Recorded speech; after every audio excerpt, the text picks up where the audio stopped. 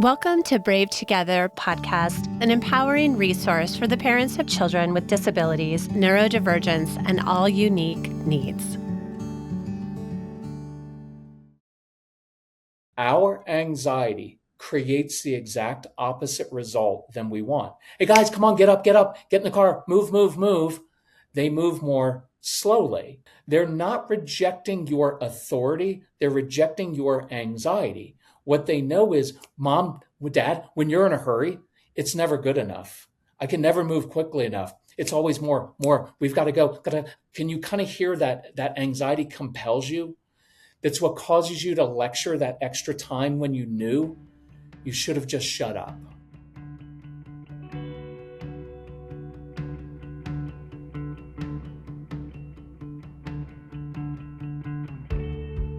Hello, Bravies. I am your host for this episode, Susanna Lovell, author, life coach, and advocate for disability families, joined today by my co-host, Jessica Patay, brave mom and founder of the nonprofit We Are Brave Together. Today's episode, number 248, is an expert conversation for parents raising strong-willed, intense, or deeply feeling children. And for anyone who has realized that the hardest part of parenting isn't controlling our kids, it's learning to lead ourselves. Get ready for some aha moments. Our guest is Kirk Martin, a parenting educator known for his practical and deeply honest approach to calm leadership. In this conversation, Kirk challenges the idea that success in parenting is defined by our child's behavior, and instead invites us to consider a powerful shift. The only person I can truly control is myself. We talk about how parental anxiety often drives controlling behaviors, why strong-willed children require a different approach than compliant ones, and how normalizing our children's emotions helps them feel seen instead of managed. Kirk also speaks directly to the role of fathers, how dads can break generational patterns, model emotional intelligence, and create secure, connected relationships that shape their children's sense of worth. This conversation is filled with practical strategies and honest reflection. It's about calm leadership, validation, and the humbling realization that parenting is as much a journey of self-discovery for us as it is a developmental journey for our kids. We truly believe you're going to love this episode, especially if you've ever found yourself thinking, I need to change. A quick reminder to please rate and review this podcast, share episodes with your friends, follow us on social media, and check out our episodes posted weekly on our We Are Brave Together YouTube channel. And now, please enjoy this transformational conversation with Kirk Martin.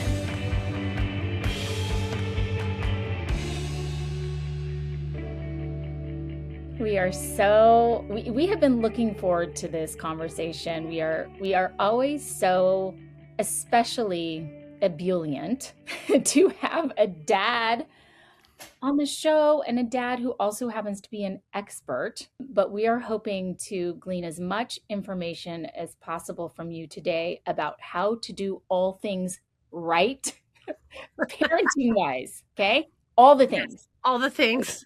All the things. That's no pressure at all. I was excited to be here, and now I'm nervous. We love so much the name of your podcast and just sort of the overarching theme throughout all of the work that you do, speaking, writing, talking, teaching, and just everything around the idea of calm parenting.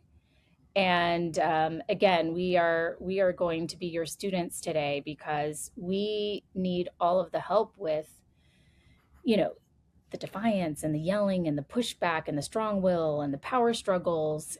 The anxiety. Oh, the anxiety. Ooh, anxiety's big. High.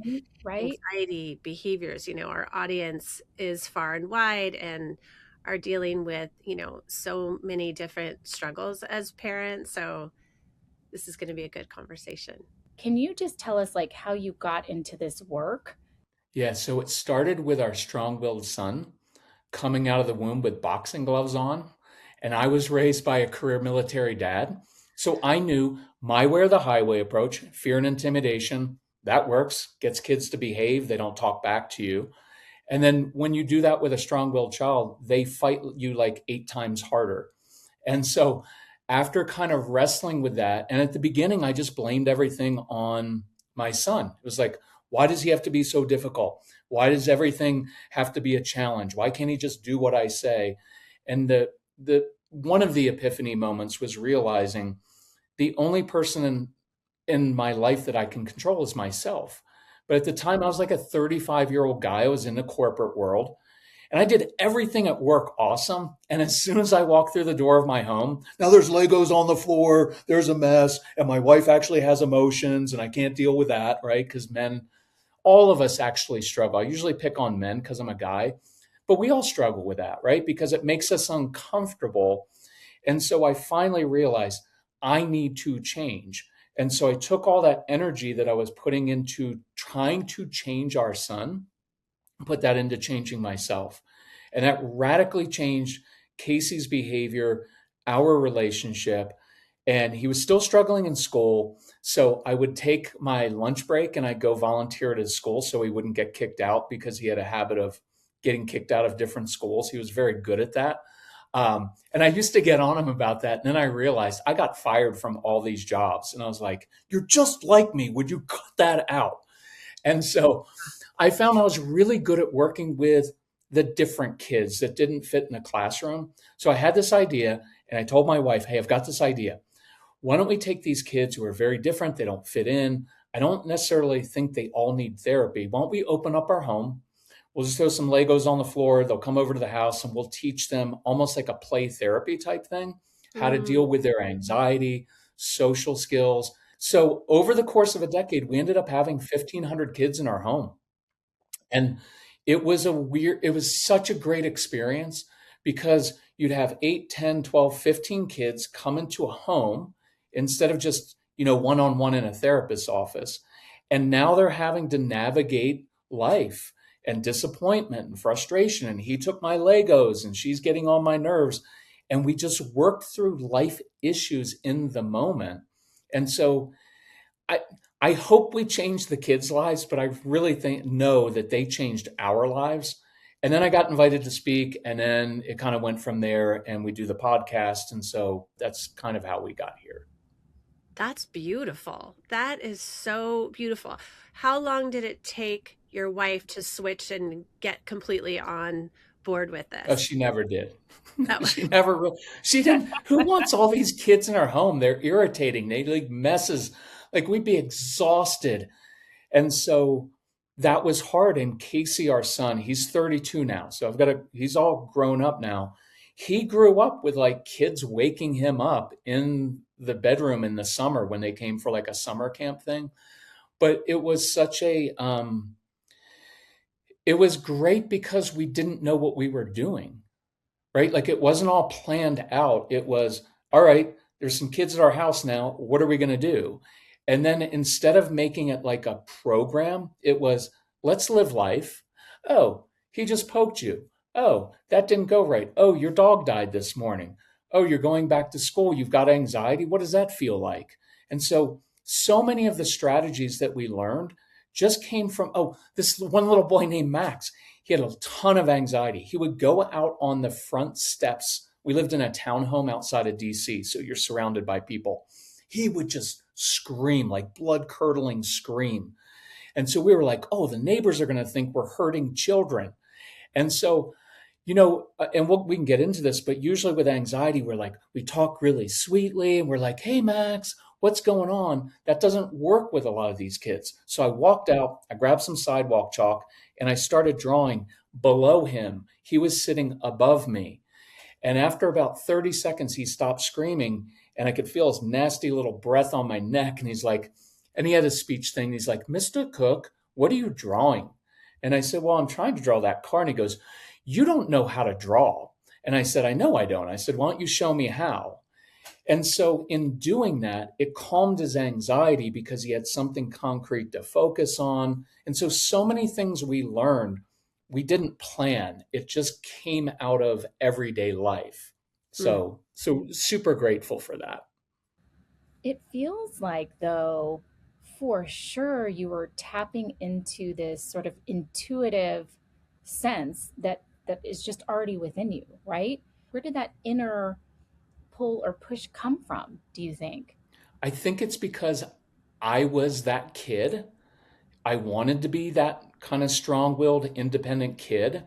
And so when these kids would be going through things like back to school anxiety or melting down over something, I'd be like, I'll give you a quick example. So you have a child who comes home, wants to build a paper airplane. So builds it, throws it, it doesn't fly well. Well, most kind of neurotypical, kind of easy kids will just pick it back up and work on it and throw it again. Strong-willed, intense child's going to crumple it up, throw it down. Stupid airplane, I'm dumb. And so sometimes as parents, our natural response is, oh, honey, that was a really good airplane. And the child's like, duh, if it were a good airplane, it would have flown right. Well, I have that intensity inside. So instead, I go and I'm like, you know what? If I were you, I'd be really frustrated too. All day long, you're thinking about building that airplane. It doesn't fly right. That stinks. And immediately you could see on their face, oh, you get it.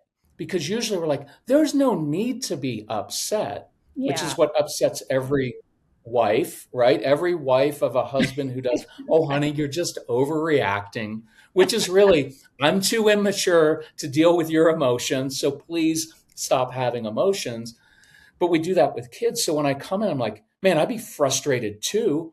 And I validate with intensity and even matter of fact tone. Then I remove myself. And part of this is I know when I am really intense and frustrated, I don't want people looking at me, right? Nobody Mm, wants to be watched while they're struggling. So I'd say, you know what? I've got to go to the bathroom. I'm going to grab something to drink. When I get back, why don't we problem solve? I remove myself and I let the child with it. It almost makes me cry actually thinking of that because so often we stand over, think about your actions right now. You know, if you say another word and inside they're like, but you don't know what's going on right here because we misinterpret it as, why do you make everything such a big deal? And it just crushes them because it's so personal to them, right? And so I felt that before with my own dad. So now it's like in parenting these other kids. And now because I'm a lot older than you, like I'm on Instagram and this old guy on Instagram, and all the younger parents are like, I feel like you're parenting me again, right? Like the dad I didn't have. And I like that role because I like the yeah. dad thing. But giving that space so the child can process and be like, without someone watching them. Then when I come back in the room, now I'm like, okay, what's our plan now? And that even matter of fact tone is very, very grounding versus that, oh, honey, what do you want to do? That's like, I can't say it on here, family show, but it's like kind of like F you. That's patronizing sounding to me. Why are you talking to me like that as if I'm incapable of handling things? When I go matter of fact, it's like, yeah, of course you gotta. I love the phrase of course. Of of course you're anxious about going to this new Taekwondo class. It's filled with people you don't know. You might fail. You might not follow directions well. The instructor might not be patient with you. If I were you, I wouldn't want to go either. And immediately it's like, so there's no pressure. Oh, no, we're going to go. I'm going to show you how to get there. But it's perfectly normal. If your stomach's upset right now, oh, it should be. That kind of normalizing behavior to me is incredibly powerful.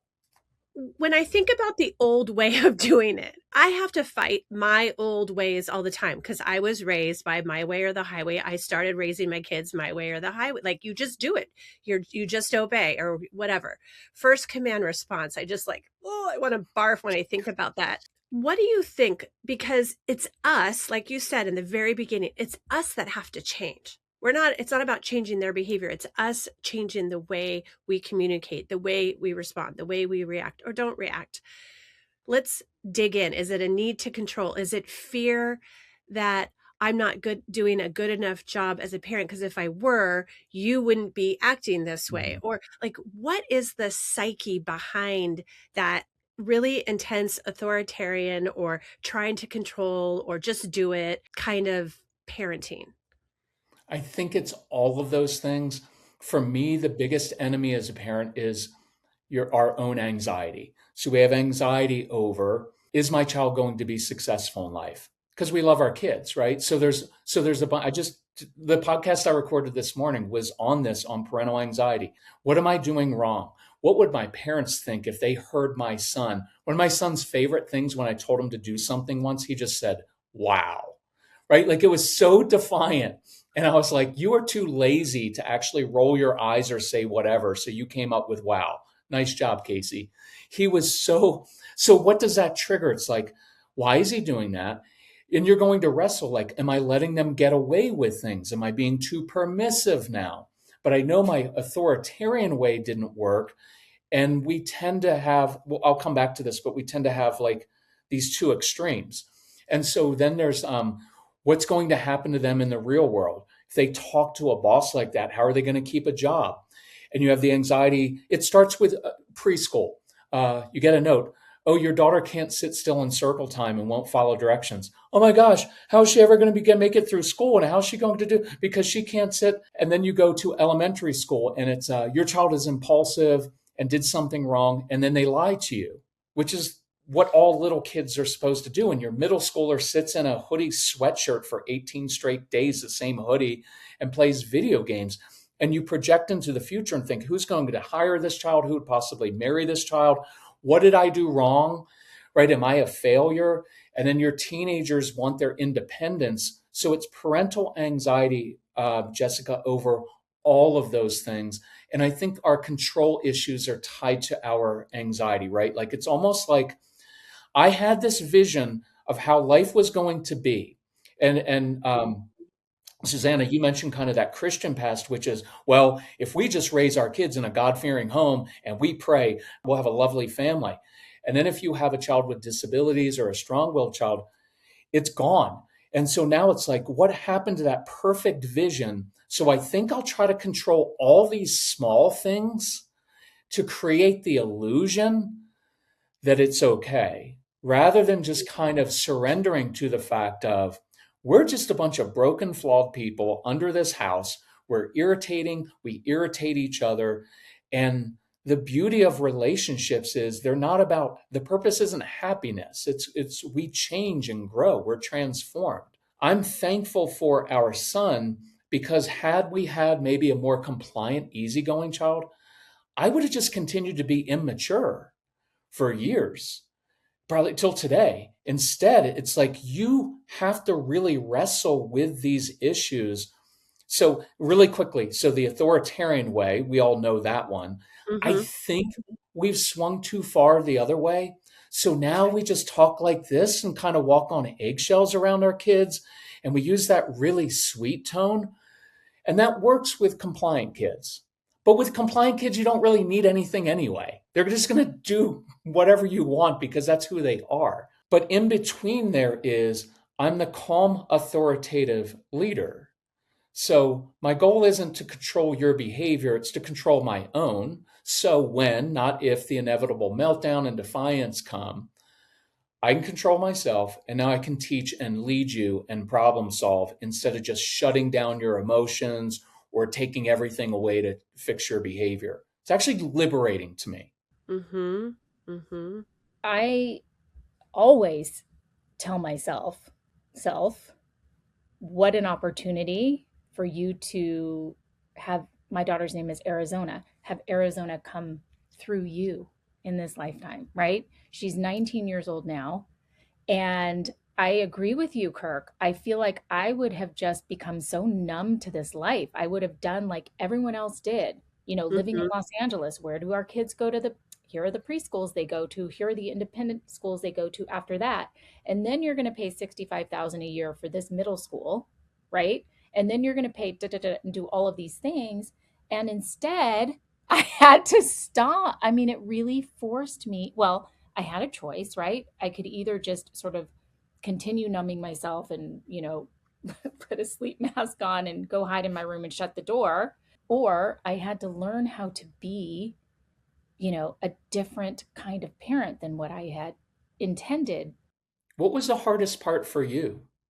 You know, speaking of controlling, speaking of having this incessant need to know what the end is going to look like, I really like to plan. I'm a planner. I'm also a Capricorn. It's like all these things stacked up against me. So that's why I'm saying what an opportunity for this awakening in this lifetime, which for sure there is a reason why Arizona chose me. I know that for a fact, but I think the hardest thing was, to be perfectly vulnerably honest, I felt embarrassed. I felt like it had everything to do with my own skill as a parent.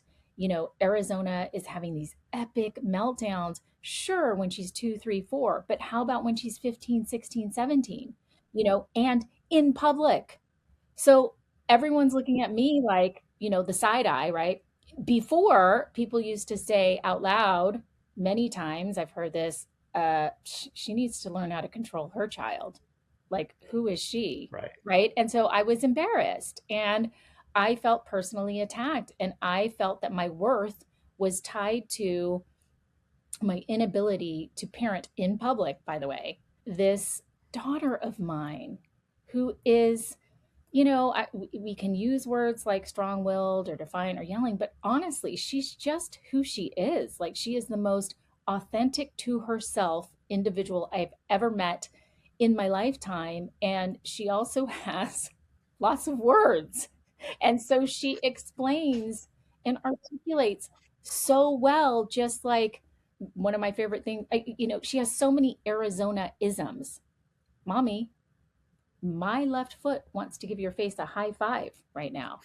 And so your your sort of response, like, of course, right? I will often say, good to know, tell me more, right? But not good to know, tell me more, right? I really am like, good to know, tell me more. Okay, let's process, let's move on, let me take a break. And then, every other time that I'm trying to spend the time to be so conscious in processing this moment with Arizona, the fourth time I'm screaming at her. I'm the one having the meltdown, which she Right. will point out to me. But mommy, why are you screaming? I'm like, I'm not. I'm just using an authoritative voice because I'm your mother. This isn't yelling. You haven't heard yelling. Right. I know, right. Well, that's what's been hard for me, Kirk, still, even to this day. Mm-hmm. The comparison to other family, with the kid who's, going to Harvard and playing the harp and everything else. I'm like, I love that, playing the harp. It's a sign of success, the angelic. It's hard.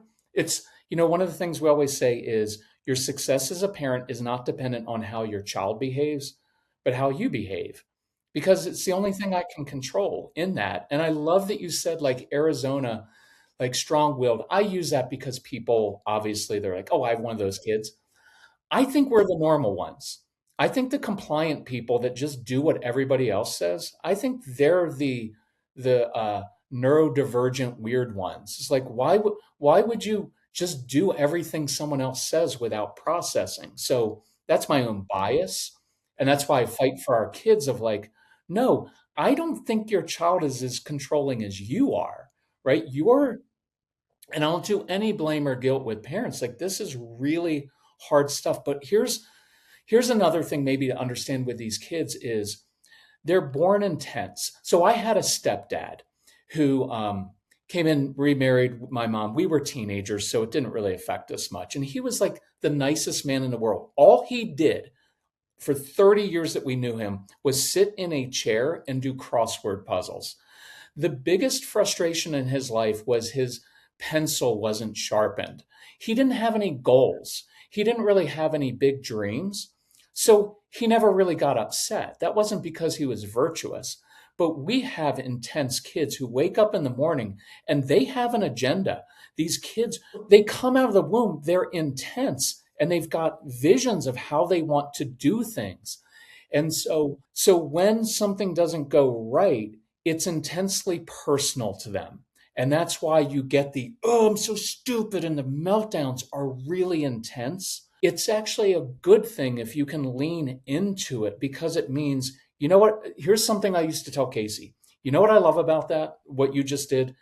You got really upset because that means you care. It means you're conscientious. Now, here's the hard part. You're not conscientious with schoolwork, with chores, with anything I actually want you to do. But when you care about something, oh man, you are locked in, you are focused, you are motivated. When you do something, most of the kids we work with are great for other adults, just not their parents.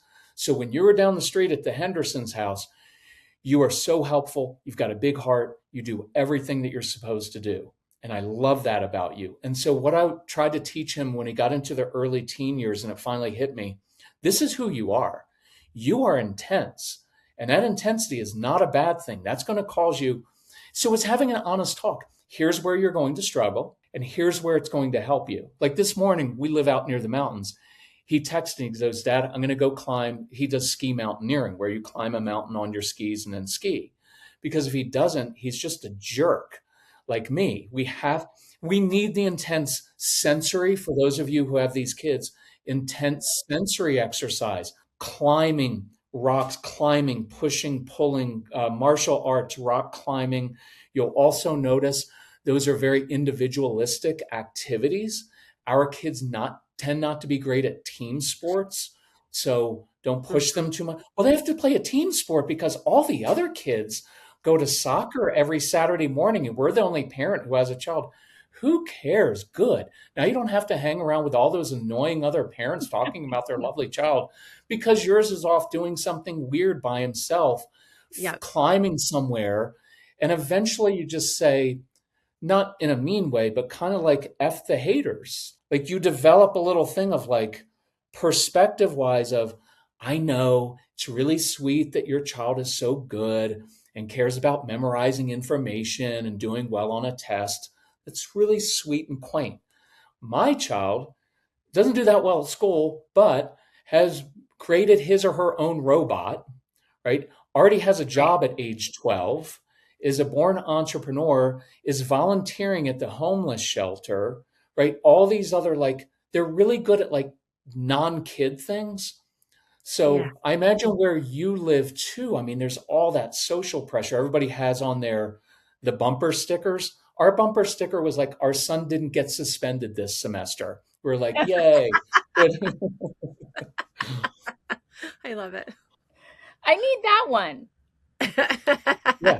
So, Kirk, back to parental anxiety, because I know our audience is full of anxiety. What do you recommend to help that sort of take it down a notch, the parental anxiety that we seem to carry on a daily basis? I know, I'll share this honestly. I'm an honest, transparent person, and I'm different inside my household. It is better that I am outside, not meaning I'm like two different people and I'm fake and I put on a mask. It's that I feel the tension and the vigilance with which I have to live for my child as soon as I like hit the doorstep, right? I can be more humorous and light outside of my home. I walk in and I feel the buzz of anxiety. And we all have it. I think maybe my husband the least out of the five of us, but we all have it. Ryan has it. My son, who has Prader-Willi syndrome and autism, it's part of it. It's just part of it.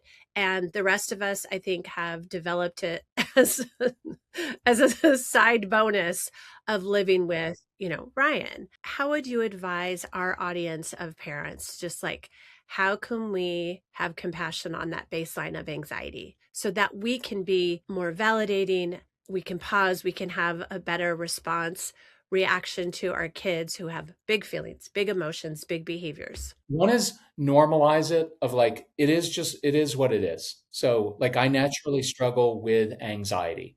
I think mine, not an excuse, is I'm third born of four brothers. I watch my dad hit my mom and my older brothers. So I developed sensitivity to it of like protective, right? So I could tell how, when my dad got home from work, how he closed the door of our Chevy Impala, what the night was going to be like. So I got uber hypersensitive. So I carry that around still a little bit, right? So can I do a childhood thing really quickly? This is kind of not related, but it is a little.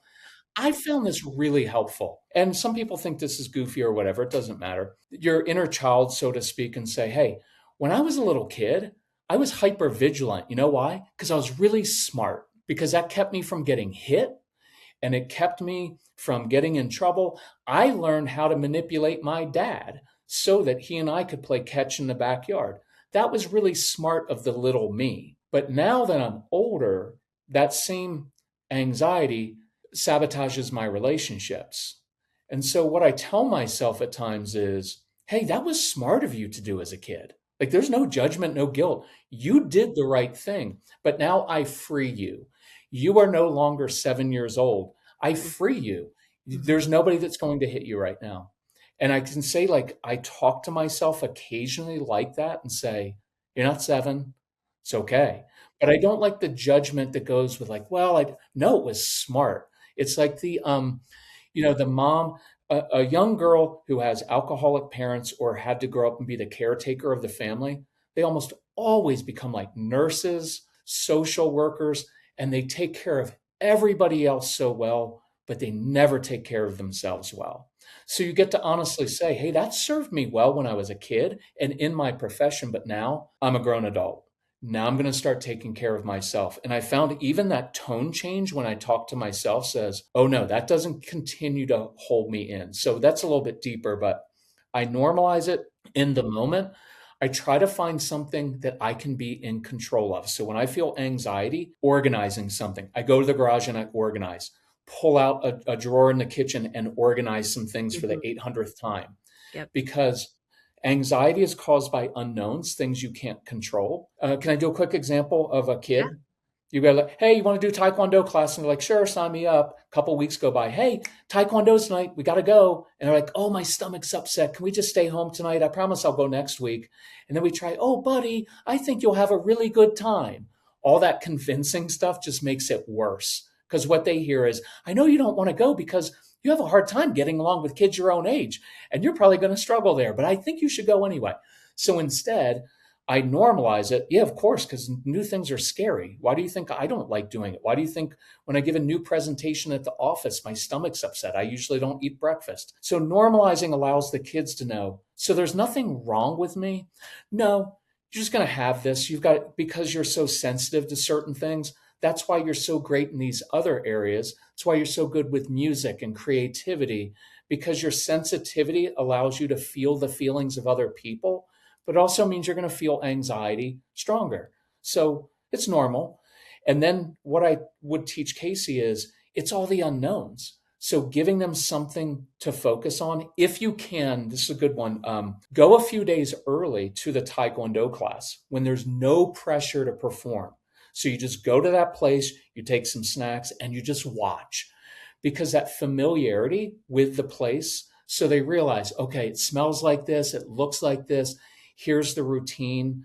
And then if you can, I always introduce them to the instructor, or I'll pull the instructor aside and say, hey, my son is going to be awesome, but he'll be anxious. Could you give him a job to do? Because if another adult pulls your child aside, oh man, I could really use your help. I need some help setting up the cones and the mats before class. Could you get here like 5 minutes early every week and help me out? Our kids are usually really good at helping other people.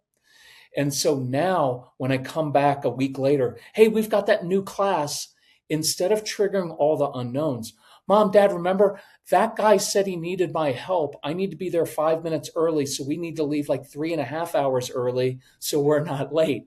And that's partly why they want to get there so early, because it's the anxiety. So having something they're in control of, a teacher giving them, oh, I need your help. Could you get to school a few minutes early every day? Little kids, you are so strong. Could you help me move these books? Older kids, hey, could you help me set up some technology?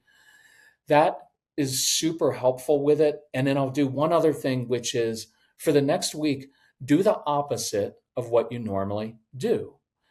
Our anxiety creates the exact opposite result than we want. Hey guys, come on, get up, get in the car, move, move, move. They move more slowly.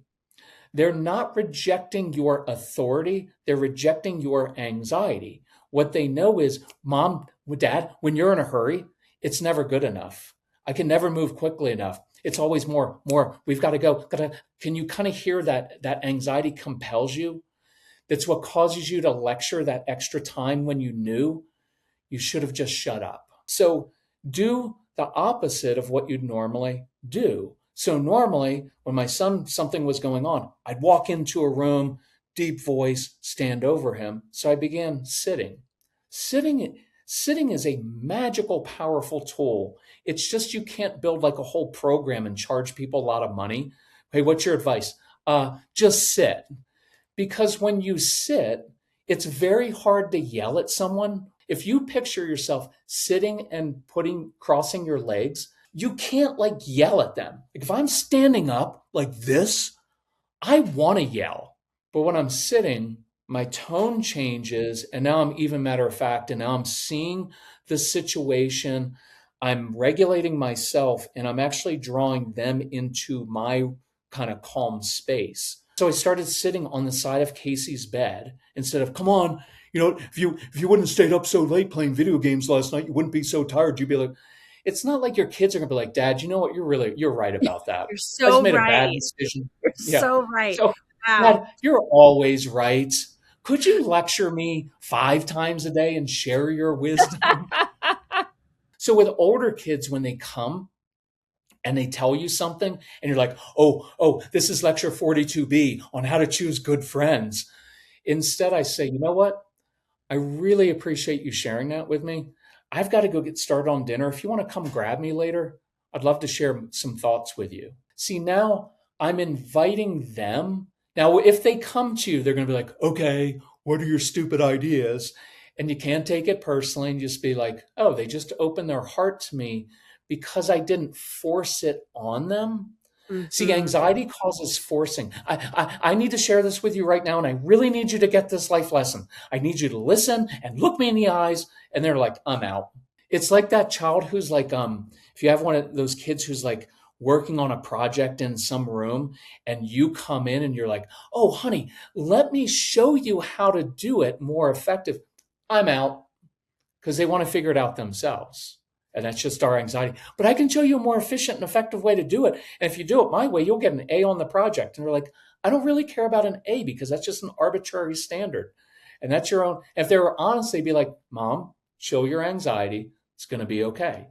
Before we go, I definitely want to ask, what do you wish you could tell dads? Because we don't have enough dads on the show. And I certainly, if there are any dads listening and you would like to share a story from the caregiving life, we welcome you to contact us.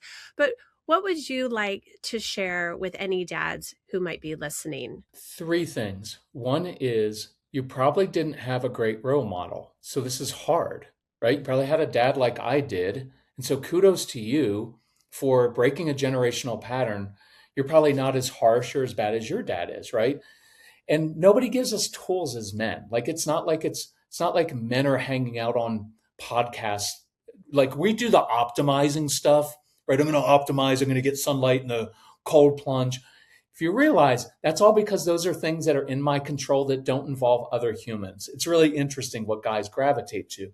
So nobody really trained you as a guy to do this thing, but you have so much power over the course of your child's life. You are so important. And if I may say this, one of the things I don't like about that really sweet mode that we've gone to, that a lot of moms do, is it shuts men out. We're not talking like that. I'm not doing it. And so it kind of shuts us out. And it's like, wait, okay, I know I can't yell and scream like my dad, but I'm not going to walk around and talk to Jimmy like this. Like I'm not. So you get to be yourself. You get to use your intensity. So my analogy for men is this. In every sphere of life, you respect other men who stay calm and cool under pressure. Quarterback in the 4th quarter, your team's behind. You don't want your quarterback coming in. You know what? You guys don't know what route to run. You keep fumbling the ball. Let's go score. Nobody's following that guy. You want the quarterback who comes in, by the way, takes a knee. It's the one person in the huddle who's kneeling is the leader and says, hey, we're down. We're going to march down the field, execute our plays, get the ball back, score again. We've got this. Emergency room doctor doesn't freak out. Great, you were out all night and got shot. Now you got blood all over my emergency room. What were you thinking? No, the ER doctor takes the pulse, gets the vitals. At work, we don't freak out, right? You're not following the guy who's like, sales are down. If you don't start selling some stuff, you lose your job. But that's our default mode as parents. No, a good leader assesses the situation, problem solves, and leads. So as dads, I often ask dads, treat your kids like they're a young colleague at work. Because you don't walk around being like, you know what, if you don't get your game going, you do better, I'm going to fire you. You're like, hey, you've got some promise. That last project wasn't that awesome. Oh, why don't we go for a walk and I'll show you how to do it differently. And so I can do that with my son when I come into the house and he's not doing something well. I can be like, all right, not cool how you did that. Let me show you a different way to handle that. And I can be all guy doing that. I don't have, a lot of men are like, but I don't want to have to become like my wife. And I'm like, you don't have to. In fact, the even matter of fact tone is actually advantageous. Men's voice, that calm, this tone is actually easier for us than it is for a lot of moms, because a lot of moms feel very cold when you do this kind of even tone. So for the men out there, I promise you, nobody gives a rip about what you've done in your career. Your kids are never going to be like, you were such an amazing CEO, right? All they're going to know is, did you believe in me? Did you connect with me? And our son is 32. My highest joy in life is he organized and took me on a 3-week father-son hiking trip this summer. He wanted to spend time with me. Partly because he knows I'm getting old. That's what he told me. He's like, Dad, I don't know if we're going to have a lot of these. And I was like, you jerk. So I made sure that I buried him on these hikes. This has honestly, not exaggerating, breath of fresh air. I just love that you're a straight shooter. I love your perspective on behavior. Like you just said, normalizing behavior, because I too was raised in a Christian home and started off with a very different way of looking at behavior than I do now. And I just wish I had known, 25 years ago. My oldest is 25. And I just wish I had known, oh yeah, you're 4. 4-year-olds do this. I always joke that men, when we go to sleep, we forget we have children, right? We just go to sleep and it's like, I don't have kids. But a mom wakes up at 1:34 in the morning and your first thought is, oh, did I pack the lunch? Did I do this? Is my daughter okay? When she went to bed last night, she wasn't feeling well. We don't think about those things. You carry so much of a heavy load. And I want moms more than anyone to know you're good. Do less. You have so much love for your kids. You probably do way too much. And it's such a burden. So moms, you're good. You're good. You don't have to do more. Just listen to their podcast, listen to mine. That's all you have to do. But otherwise, you're good. Thank you so much. Thank you, Bravies, for listening in today. We see you and we love you. Thanks so much for listening today. Do us a favor and leave us a review and a rating so that this podcast can get into the ears and the hearts of more and more moms. Did you know that Brave Together podcast is an extension of our nonprofit organization, We Are Brave Together? We Are Brave Together serves an international community of caregiving moms, offering support groups that are virtual and in-person, educational resources, and low-cost weekend retreats. And we have published our first anthology of caregiving stories entitled Becoming Brave Together, Heroic, Extraordinary Caregiving Stories from Mothers Hidden in Plain Sight. It will encourage and validate every parent caregiver. To join us today, go to wearebravetogether.org. Our support and sisterhood awaits you. Brave Together podcast is for entertainment and education purposes only. It's not a substitute for professional care and should not be relied on for medical or mental health advice. The use of any content on our podcast, links, show notes, or on our website is to be done at your own personal risk. Please seek out a professional to assess your own medical or mental health concerns, because we are all beautifully complex and the content of this podcast is for a broad audience.